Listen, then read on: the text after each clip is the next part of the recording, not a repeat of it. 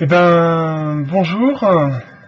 Voilà, vous pouvez apprécier le résultat de la dernière mise à jour de Windows 10, qui me fout la merde depuis mon retour de vacances. Ça n'aura du coup pas été très long, parce que je pensais profiter encore cette semaine de l'esprit tranquille. Mais je crois que je vais passer la semaine à bidouiller Windows pour réussir à avoir un ordinateur qui fonctionne correctement dès la rentrée. Donc actuellement, mon logiciel de vidéo ne fonctionne plus, la webcam n'est plus capable de faire la mise au point. J'ai peur d'éteindre mon ordinateur puisqu'il part dans une boot loop incessante et il faut que je le redémarre 4 à 5 fois avant qu'il décide d'embrayer sur Windows, ce qui est assez énervant. Bon nombre des logiciels que j'avais sous Windows 10 ont été supprimés par Windows 10 parce que considérés ne plus fonctionner correctement sous Windows 10. Donc beaucoup de drivers et de trucs que j'utilisais ne sont plus utilisables. Je suis super content. Voilà, vous pouvez profiter de ma superbe vidéo. J'espère qu'elle enregistre le son. Donc, je voulais vous dire... Voilà, je vous ai fait un compilé de toutes les vidéos que j'ai fait durant mes vacances. Et donc, certaines sont pas très audibles. Je rajouterai des sous-titres dans la semaine pour celles qui sont vraiment couvertes par le bruit du vent. Pour les autres, je vous laisserai apprécier. C'est pas forcément filmé pro, hein, ça va être vraiment des petites séquences par-ci par-là, concaténées les unes aux autres. Donc, pour le moment, je m'en contenterai. Peut-être que prochainement, j'apprendrai à utiliser, voire peut-être acheter quand j'aurai touché de l'argent, un logiciel d'édition de vidéo et meilleure caméra ou un meilleur logiciel qui fonctionne sous Windows 10. Voilà. Bonne soirée à tous, enjoy. Hello YouTube. Je suis dans le petit parc sur le port de Pont-Aven. Et il y a des gens, je suis pas tout seul, c'est embêtant, j'aurais bien aimé être tout seul. Mais j'ai la lumière dans les yeux, je parlerai sûrement les yeux fermés pour pas me les abîmer ou pour pas avoir trop mal. Bon, Pont-Aven évolue, Pont-Aven change, c'est plus la même ville. Il y a plus de touristes, il y a plus de boutiques pour touristes. La Grand Place a encore changé. La mairie n'est plus la mairie. La mairie a été transformée en musée et c'est l'ancienne école primaire qui a été transformée en mairie. Mais où est l'école primaire, me direz-vous? Il n'y en a plus. Il faut aller à Nison pour aller à l'école primaire. Du coup, le village se meurt puisque toutes les familles qui avaient des enfants sont parties. Il n'y a plus d'école, il n'y a plus grand-chose à vivre sur place, quoi. Il n'y a plus que des grands-parents, beaucoup de retraités et beaucoup de touristes qui louent l'été durant les vacances. Ça, c'est Pont-Aven. Tous les gens que j'ai pu connaître sont morts. Tous les vieux que j'ai pu connaître sont morts. Leurs maisons ont été remplacées. Toutes les habitudes que j'avais pu avoir dans cette ville, tout s'est petit à petit métamorphosé. Oh, il reste encore quelques personnes, hein. Il reste le garde champêtre, Lily. Il reste la dame qui tient le tabac, Marianne. Il reste le docteur de la ville, Patrick. Et c'est à peu près tout. Il reste peut-être des anciens amis qu'on pourrait croiser au détour d'une poste ou au détour d'un vélo. Il reste tous les souvenirs que j'ai ici, la tranquillité, le calme, le bois d'amour qu'il ne faut pas oublier. Le bois d'amour, c'est le petit bois qui est juste derrière Pont-Aven, dans lequel s'écoule la Veine. Alors vous êtes tombé sur deux grosses bagnoles qui passent à côté de moi là, c'est génial. Donc le bois d'amour, j'adore ce petit bois, j'adore ce petit passage. C'est possible que j'aille faire un tour dans l'eau, chasser les tessons d'assiettes. Je vous montrerai la collection de tessons d'assiettes que j'ai accumulée. Il y a de quoi faire des poteries. Hein. Ouh là là là là, on pourrait tout concasser, mettre ça dans du ciment, ça ferait des œuvres d'art. Mais archéologue, que voulez-vous, collectionneur, on avait le rêve avec mon père d'accumuler, enfin de noter dans un cahier chaque morceau différent avec un numéro de code sur chaque morceau. Bah maintenant on a 15 ans de retard. Hein. Non, peut-être pas 15, on a peut-être attaqué 2008. Ah, peut-être attaqué 2008. C'est pas sûr. Hein. Je sais pas ce qu'il va faire là-bas parce que au bout du port c'est fermé. Je comprends pas, il y a une bagnole qui vient de passer. Bon, bref, c'est pas grave. Donc voilà, la ville est différente. Il y a 2 arènes sur la place du marché, d'une côte à côte. Il y a 3 Pokéstop et tous les touristes de moins de 20 ans sont assis à mettre des leurres pour choper un max de Pokémon. Beaucoup de Pokémon de type eau. Comme je l'ai dit dans le petit passage où j'étais sur une petite descente pour mettre les embarcations à la mer. Voilà. Ça sent l'iode. C'est agréable. Ce soir, je vais vraiment bien dormir. J'espère pouvoir poster les 2 vidéos depuis ma connexion 4G, qui ne devrait pas peser trop lourd. Sinon, j'attendrai d'être revenu à Paris et vous aurez CNews avec 4 jours de retard. Voilà. Donc là, je vais remonter par la promenade Xavier Graal et ensuite un petit chemin que je connais pour arriver à la maison. Salut!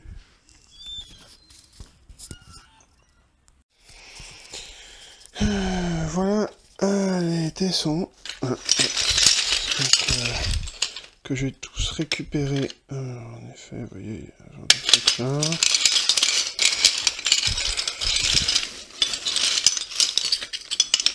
Est-ce que c'est le même?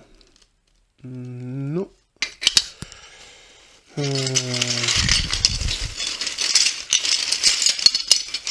J'essaie de trouver les morceaux qui sont peints. Bon, alors, regarde, les 2 sont peints. Et ça, c'est... Ouais. J'en ai récupéré vraiment beaucoup au fil des années. Des morceaux d'assiettes, des morceaux de... Ce motif-là revenait très régulièrement. Celui-là aussi. Et les roses, comme ça, j'en ai déjà sorti, vous voyez ce genre de truc-là, on en trouve pas mal. Hello YouTube, nous sommes le vendredi de mon petit séjour en Bretagne. Et nous nous trouvons actuellement dans le bois d'amour, qui était mon petit sanctuaire, le bois de Pont-Aven. Et qui est maintenant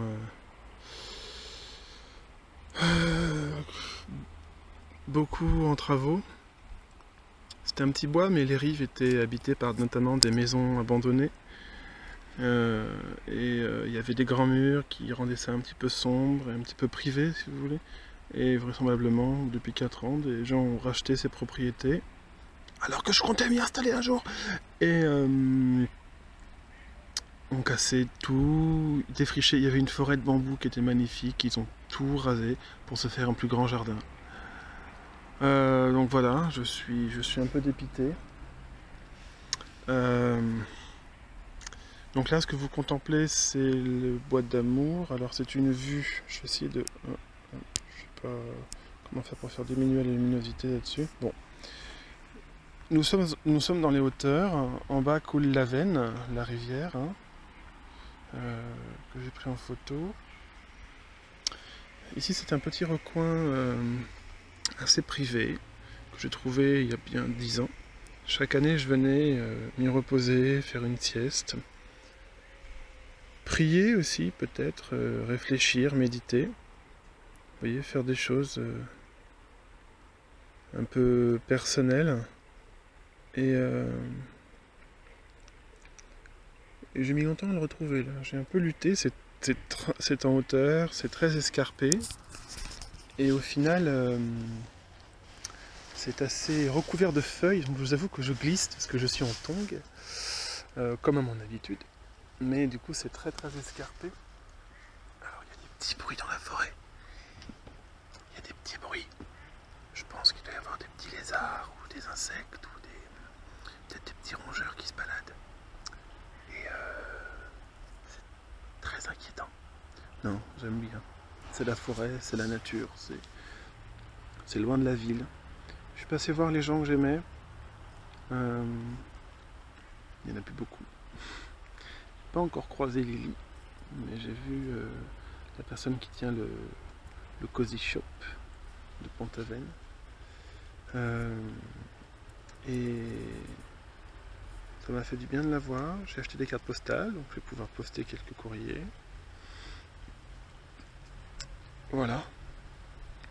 J'ai également trouvé un artiste qui serait potentiellement intéressé par la quantité de tessons qu'on a collectionnés avec mon père et qui sont plus très intéressants pour nous, mais qui peut-être pour son art pourraient lui convenir. Donc on verra ça ce soir. Et là, à la rigueur, je vais peut-être vous mettre dans la poche de mon t-shirt. Je vais voir si ça tient. Attendez, le sac passe comme ça. Oui, c'est nickel. Ça passe à merveille.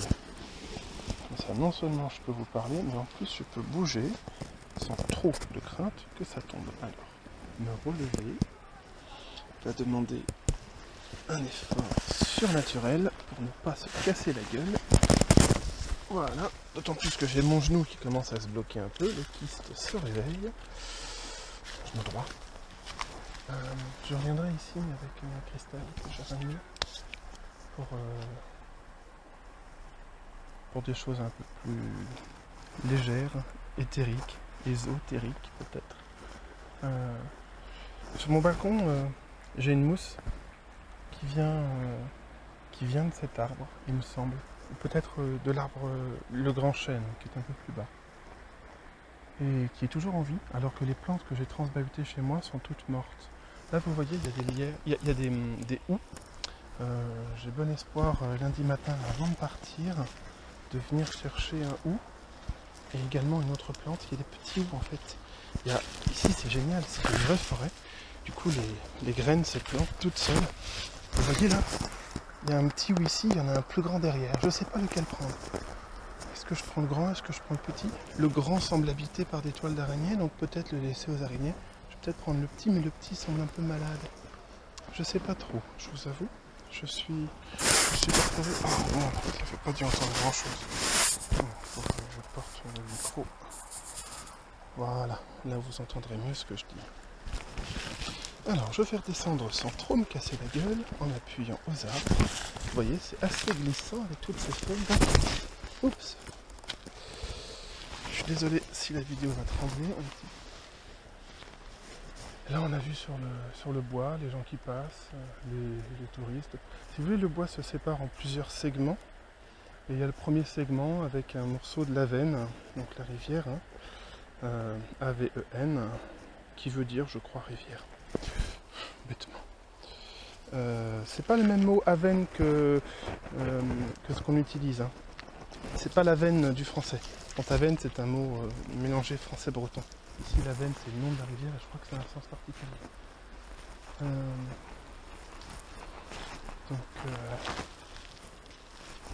Doucement, je redescends. Ah, je sais pas, je crois que ce sont des sorbiers, ça, mais j'en suis pas sûr. J'en avais planté un, il avait tenu 6 mois, puis je l'ai pas arrosé, donc il est mort. Ça, c'est un peu normal, c'est de ma faute. Vous voyez, du point de vue de mes croyances personnelles, je crois que les choses, les objets, les gens, qui sont faits à un endroit gardent une connexion forte avec cet endroit et avec la personne ou l'entité qui les a fait naître, qui les a créés. Et du coup, je crois fortement. Il y a des graines sur ces houx. je crois que je vais récupérer des graines de houx et que je vais les planter.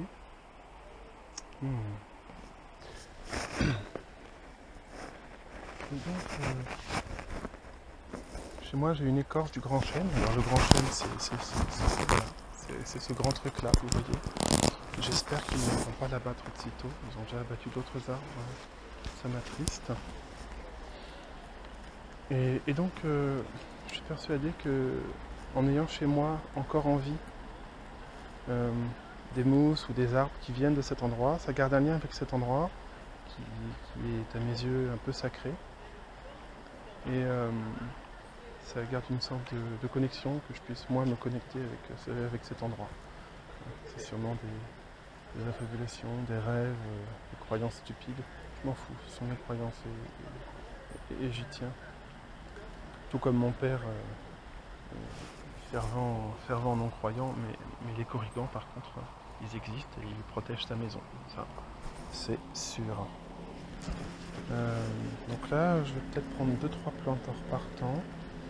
Et si j'ai de la chance, je prendrai peut-être un petit chêne, un bébé chêne du grand chêne. Vous voyez, j'ai déjà un morceau de son écorce. Je vais peut-être prendre un morceau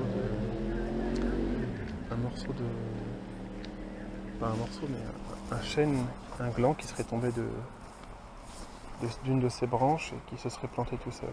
Je vais voir s'il y en a autour. J'ai peur qu'il n'y en ait pas puisqu'ils sont beaucoup déforestés autour. Je présume qu'ils ont déforesté parce que ça faisait de l'ombre. C'est vrai qu'ils ont mis du soleil dans le bois d'amour. Oh, ça m'attriste. Vous vous rendez compte? Ils ont mis du soleil et ça m'attriste. Voilà, donc là, il faut que je passe... Comment passer là? Vous voyez, c'est compliqué. Là, il y a le hou. Un beau hou. Alors, s'il est encore vert, peut-être que je pourrais m'y appuyer.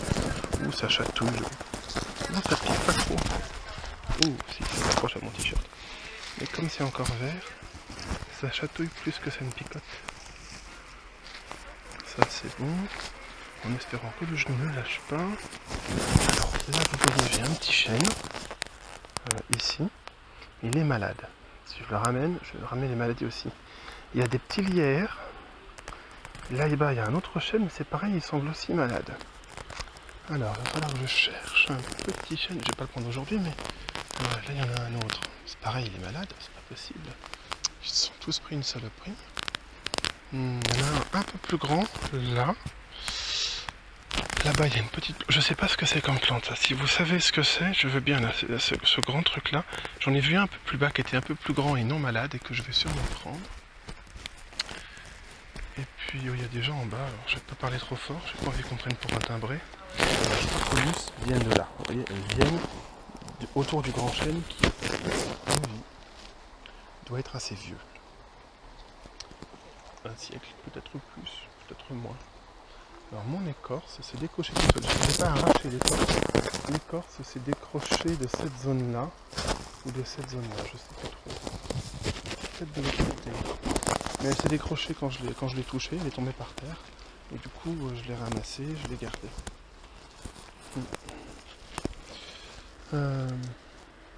Vieille souche, là il y a un petit endroit très sympa pour se poser. C'est vrai qu'il y a plein de plantes qui poussent partout, ça donne envie de pouvoir en transposer. Il y a des murs. Alors, j'ai vu quelques murs noirs, mais je pense qu'elles sont très rares et elles sont très basses, donc on va éviter, parce que je présume qu'il doit y avoir des renards dans le coin. Mais en revanche, ce sera peut-être une bonne idée de monter les murs avant de partir. Ok, ici il y a des mousses. Ouais. Et là on peut en prendre aussi, il y a différentes sortes de mousses. Je crois que j'avais pris une sorte. Je ne me souviens plus laquelle. Donc là il y a un petit sorbier. Là. Peut-être le prendre. Il y a un autre hou. Il y a juste une feuille malade. Alors on va peut-être couper la feuille. Oui, c'est celui-là que j'ai vu. Cette plante là. J'ai envie de prendre. Ah, vous me direz, mais si tu crois que les plantes ont une âme, tu les désolidarises de leur famille, de leurs amis. Oui, c'est vrai, et puis je les tue en plus, parce que du coup, j'ai pas réussi à les conserver en forme. Mais d'un autre côté, l'objectif de toutes les plantes, c'est de se répandre. Alors c'est vraiment une année à chenilles, il y a des chenilles partout. Le but c'est de se répandre loin, et si je peux ramener des plantes d'ici, là-bas, et que j'arrive à les maintenir en vie, à m'en occuper, tout ça, peut-être. Alors peut-être que ce coup-ci je ne les mettrai pas sur le balcon, mais je les mettrai dans un pot à l'intérieur, ce qui évitera de les tuer avec le gel. En effet. Voilà. Donc là je redescends, du coup je vais recouper la vidéo, ou juste arrêter de parler. Comme ça, vous allez pouvoir admirer le bois d'amour. Je suis vraiment content. Donc, vous voyez peut-être pas bien. Ouh là là. Alors, je sais pas si on peut. Non, on peut pas. Hein. Ouais. La caméra est coincée en mode lumière intense. Je pense pas pouvoir modifier ça. Qu'est-ce que c'est que ce bordel?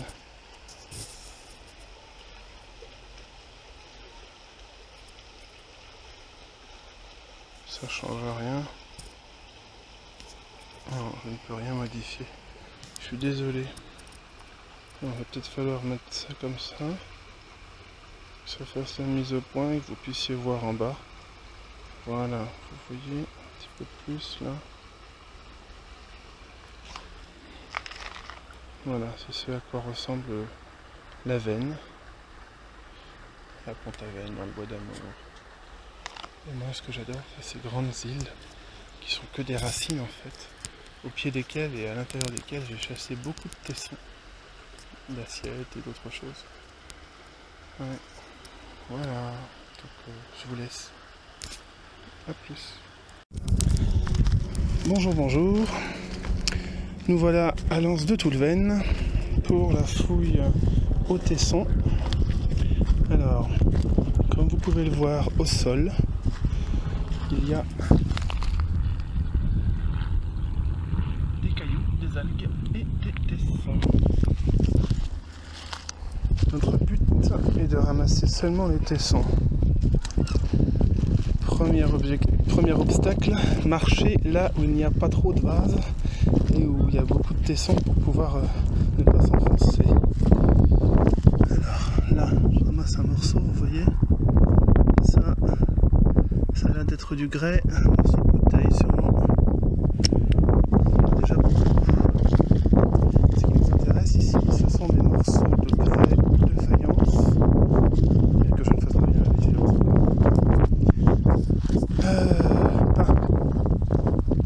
Donc là, il y a un morceau, vous voyez, sûrement un fond d'assiette. Ouais, avec de la vase dessus. Ou alors un fond de bouteille, mais je pense que c'est un fond d'assiette parce que c'est assez évasé. On va le nettoyer. Regardez-moi ce sol jonché de morceaux de faïence à tout va, bouteilles et autres.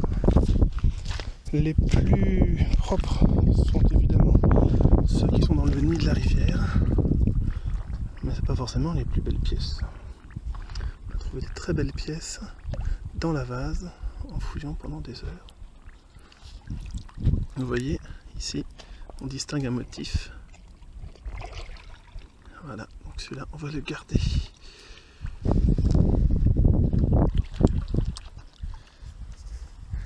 Voilà l'inspirateur du mouvement de recherche de tessons, Jean-Guy Michard.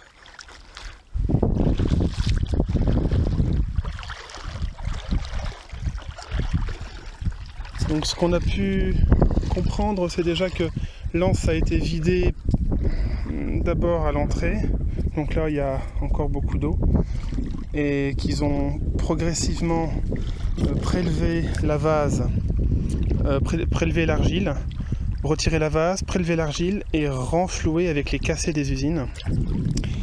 Et c'est ça qu'on vient chercher en fait. Donc plus on s'avance, plus on est censé trouver de poteries récentes, de motifs récents. Et donc ce qui nous intéresse ici, c'est plus vraiment les bouteilles de cidre en grès qu'on peut trouver à foison partout, Je vais vous en montrer. Ni les briques, parce qu'il y avait une briqueterie juste à côté. Donc on trouve également des morceaux de briques. Mais les morceaux, comme je vous ai montré, de grès ou d'une argile plus nettoyée avec des motifs peints dessus. Alors vous voyez, il faut avoir l'œil et l'habitude. Là, on a un joli morceau. Je pense que c'était un vase. Vous voyez, un truc comme ça qui s'évasait en haut là. Ça, on en a plein, je vous en montrerai. Là, par contre, c'est possible qu'on ait un morceau peint. Ah non, si. Ah non, ça c'est de l'argile rouge. Allez, alors, tentative de comprendre. Il y a de l'argile rouge, il y a de l'argile blanche, il y a de l'argile grise, que j'appelle grès. Mais ça se trouve, c'est pas ça la qualification du grès. Donc là, on va marcher, tenter de trouver des éléments intéressants. Surtout des fonds peints, parce qu'au final, je serais intéressé de faire un référencement des différents motifs de l'époque. Je suis bien conscient que vous ne voyez pas grand-chose. Là, par exemple, regardez. Est-ce que vous arrivez à cerner? Là, ici, il y a quelque chose. Évidemment, c'est pas... Voilà. Il y a ça. Non, il était trop bas. Donc là, on voit clairement des traits. Alors est-ce que c'est des traits d'origine? Mais en tout cas il y a un émail blanc qui a été posé sur la surface. Ça c'est intéressant. Donc ça on va le garder. Et après nettoyage, on verra bien. Là on a aussi un bel exemple. Hein, je vous montre. Voilà ici. Celui-là. Là. Hop. Vous voyez, bien nettoyé. Un morceau de poterie. Avec motif rouge, blanc et vert au milieu. Un motif assez répandu. J'en ai trouvé un autre ici. Hops. Et celui-là, c'est juste un grès. Vous voyez, c'est blanc-gris, pas grand-chose dessus. Là, on a de la brique. Oui, c'est peut-être un peu proche. Là, on a de la brique. Vous voyez, c'est strié d'un côté, assez poreux de l'autre. Alors, qu'est-ce qu'on a d'autre par là? Des fois on trouve des morceaux de soupière, comme ça. Vous voyez, les grands morceaux, ça devait être du vase. J'ai cru que c'était plutôt comme ça en fait. Regardez. Là on voit clairement un grand morceau. Donc ça c'est des algues. Ça devait être un pot, peut-être un pot à fleurs ou autre chose. Alors qu'est-ce qu'on a d'autre? On a beaucoup de briques ici. J'avais cru voir quelque chose d'intéressant. Non. Ce sont des coquilles de mollusques qui se détériorent lentement. Alors, il ne faut pas effrayer d'être mouillé, hein, vous voyez. J'ai mis des vêtements que je porte souvent pour ça. Alors, est-ce qu'on a un motif là-dessus? Peut-être, on va voir. Peut-être que ce sont les algues qui nous jouent des tours aussi. Des fois, on a pêché beaucoup de morceaux qui, au final, n'étaient pas si intéressants que ça.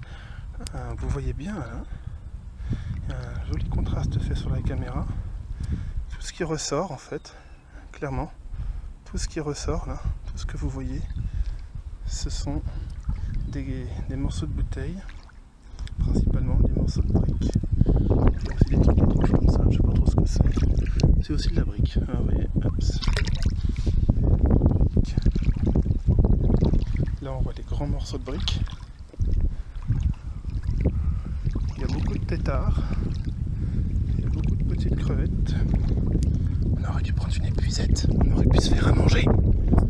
Non, on a emmené les sandwichs, c'est bon. Alors il y a du vent, je suis désolé. Je pense que je vais pas tarder à couper. Et c'est à partir de ça qu'on trouve nos beaux tessons. Je vous mettrai les photos des plus belles trouvailles. Hello! On est dimanche matin. Je me suis levé, il était 7 heures. J'avais entendu dire qu'il y avait des carapuces, bulbizarres et salamèches qui apparaissaient à 8 heures du matin dans la ville. Je suis descendu à 8 heures, il n'y avait rien. Donc ça doit être certains jours, peu importe. Je me suis levé, j'ai une gueule de déterré. Pas pris de douche parce que j'en ai pris une hier soir en rentrant de la fouille. Là, les tessons sont encore en train de tremper. On va les laisser tremper encore quelques heures. Après quoi, on va vider l'eau. Et on va frotter chacun d'entre eux avec soit un scotch Brite s'il y a de l'émail, soit une brosse à dents ou une brosse à ongles s'il n'y en a pas, pour qu'on puisse voir les motifs. Puis après, ils vont laisser sécher l'après-midi. Ça va bien, c'est comme à Paris. Aujourd'hui, on nous prévoit 28 ou 29 degrés, donc largement de quoi faire. Et voilà. Donc j'ai fait mon petit tour en ville, j'ai pris du pain, j'ai marché, récupéré des Pokémon et réfléchi que j'allais pas faire utiliser un œuf chance aujourd'hui. Je vais attendre d'avoir beaucoup plus de Pokémon pour pouvoir faire des évolutions en masse pour passer niveau 22. J'ai été confronté à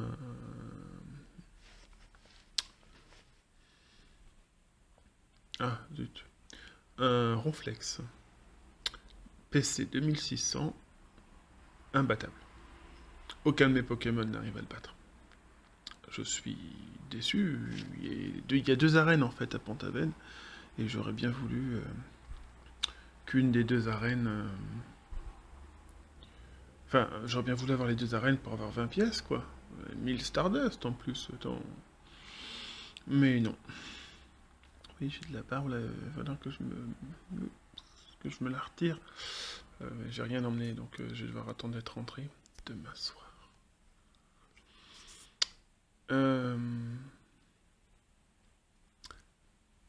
Donc non, j'ai eu qu'une seule arène et 10 pièces et 500 Stardust, voilà.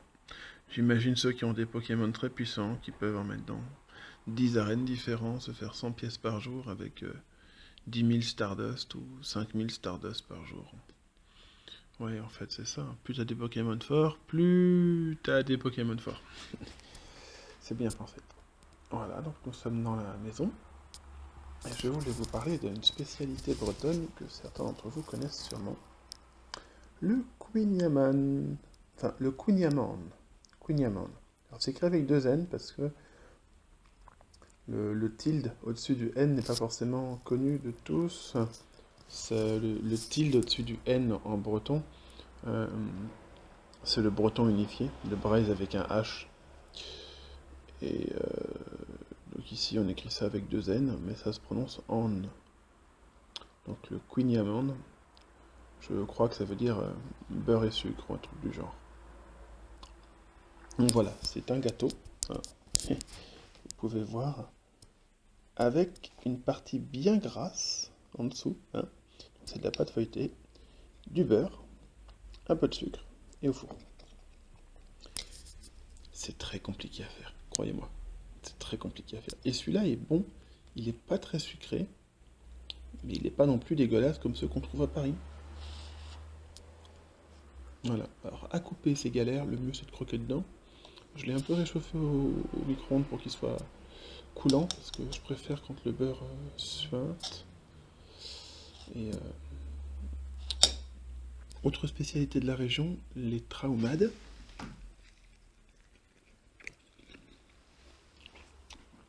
Oui, c'est gras. Oh.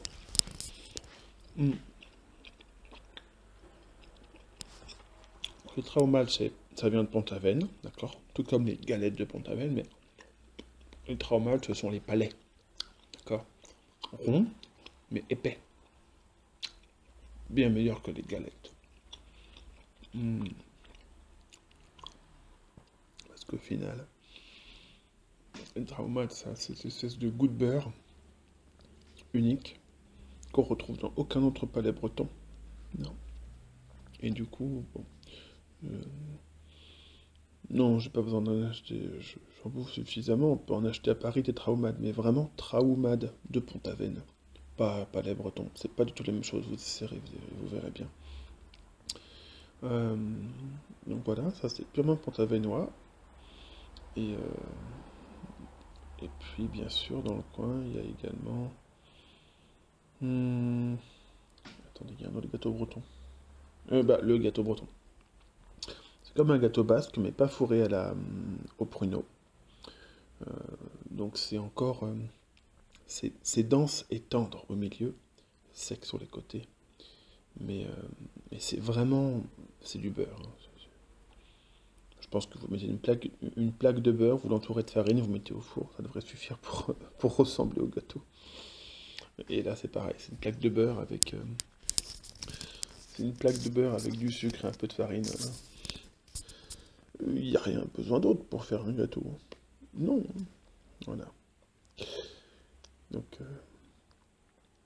aujourd'hui, comme il va faire très chaud, on ira à la plage ce soir. On ira à la plage de Cabellou. Et cet après-midi, je vais du coup aller chercher des plantes au bois d'amour. Je vais sûrement faire une sieste parce que du coup je suis fatigué. Mais cette nuit il y avait des moustiques, c'était insupportable. Vous savez le bzzz qui tourne autour de votre oreille, comme si votre oreille c'était un trou noir, quoi. Vous voyez, un trou noir qui émet de la matière, pouf, dans ce sens-là, pouf, dans ce sens-là, et eux ils sont attirés par le beacon que ça représente. Chaleur, elle mise des oreilles. Et ils vous tournent autour, et puis vous essayez de... Quand vous dormez, là, vous foutez des baffes dans tous les sens. Ça fonctionne pas, ils reviennent. Ah, c'est atroce. Donc je suis piqué de partout. Oui, il faut investir dans un... il faut que je fasse un effort. Une prise avec un diffuseur pour éviter d'avoir trop de moustiques. Paris, c'est pareil. Mais à Paris, ils viennent plus trop dans mon coin, là. Pour le moment, ça va. Donc voilà, donc cet après-midi, je vais surtout trier les tessons qu'on a récupérés hier. Je vais prendre tous les tessons du coup qu'on a en photo pour vous montrer, hein. Là-dedans, on a les morceaux de four, un truc blanc non identifié et les morceaux de glaise qui ont, vous voyez, ça a été écrasé comme ça, hein, tenu par des petites mains du coup, et cuit. Ici, on a des grès, une belle couleur grise, sans vernis. Là, on a une terre blanche. Je sais pas trop à quoi servaient ces trucs-là. Je pense que c'était pour fermer ou sceller les fours. Et ici, on a une terre ocre, non peinte. Ici, on a les grès peints. Donc, vous voyez, beaucoup de bouteilles. Beaucoup de bouteilles. Également des vases. Et seulement des pots. Alors, je sais pas trop à quoi ça servait d'avoir un trou au fond de la bouteille. Faudra que je cherche. Des fois, on a des écritures pour signifier la marque. Différents types de bouchons. Hein. C'est très phallique, mais bon. Et là, on a le plus intéressant à mon goût. On a les traces de peinture. Donc, vous voyez là, tout ça, c'est ce qui est non verni. Il y a vraiment des motifs très différents. Là, c'est ce qui est verni, juste verni. Et là-dedans, c'est ce qu'il y a un émail. Vous voyez, des pièces comme ça, c'est assez magnifique. Hein. Ouh, vous voyez là, ce genre de truc-là. Voilà. Et de l'autre côté, on a à peu près la même chose. On a tout ce qui sont des fonds. Les fonds, donc avec des décors.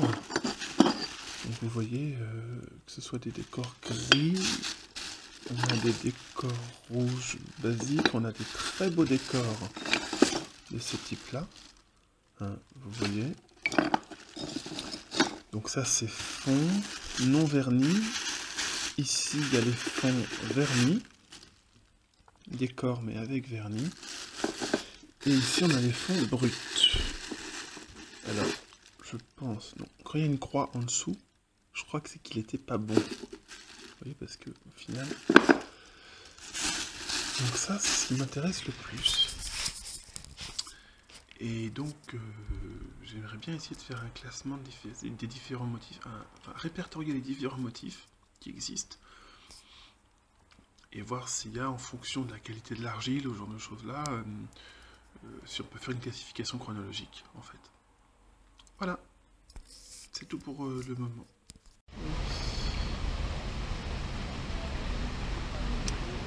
Voilà le moulin de Rosemadec, donc, que l'on voit tourner au fond, qui est devenu un restaurant depuis plusieurs années, relativement cher, hôtel, tout ça. Et ici, on voit la seule entrée que j'ai trouvée acceptable, hein, là-dedans.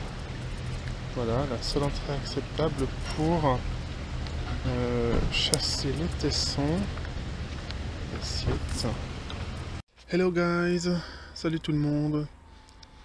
Donc voilà, nous sommes dans le petit champ qui est à côté de notre maison, que nous avons racheté à la mort du propriétaire. Il y a un pommier, il y avait un poirier avant, mais je crois qu'il est en train de décéder. Vous pouvez contempler une magnifique vue sur Pont-Aven, ou pas. Ou pas. Bon, dommage. Voilà, donc aujourd'hui on a été à la plage. J'étais dans le bois d'amour, j'ai cueilli des cailloux, j'ai ramassé des plantes. Je me suis baigné, j'étais à la plage, j'étais dans la mer. Je suis resté 20 minutes dans l'eau. Elle devait faire 20 degrés, peut-être moins, peut-être 15. C'était drôlement inhabituel comme température. Et au final, je me sens vraiment relaxé pour revenir sur Paris. C'est agréable. Voilà. Donc demain, départ 10h, 10h30.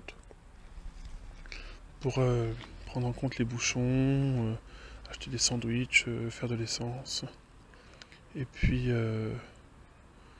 ensuite, train, Paris. Voilà. Donc je pourrais poster enfin toutes les vidéos, dont celle-ci, demain soir.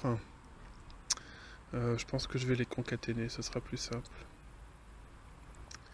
Donc vous aurez tout en même temps, vous aurez toutes les vidéos, dont celle-ci tout à la fin, parce que je vais les concaténer jour par jour. Voilà. Puis à la rigueur, j'essaierai de faire un diaporama des photos que j'ai prises. Voilà, voilà. À propos des tessons d'assiette qu'on a trouvés, parmi les plus belles pièces qu'on a pu trouver, il y a ça, parce que les bords sont fins et c'est en argile rouge. Un joli motif, un deuxième joli motif. On a trouvé, vous voyez, de l'émail blanc. Pas beaucoup de motifs. Là, j'en ai un là. J'en ai un petit là-bas avec une fleur. Vous voyez, c'est à peu près tout. Des gros morceaux comme ça, des trucs vides. Ah, on ne sait pas ce que c'est. Si vous savez ce que c'est, dites-le moi dans la description. Ça me paraît trop gros pour être un verre. Donc voilà. C'était pas une grande chasse au tesson, mais on a trouvé ceci, qui est un assemblage,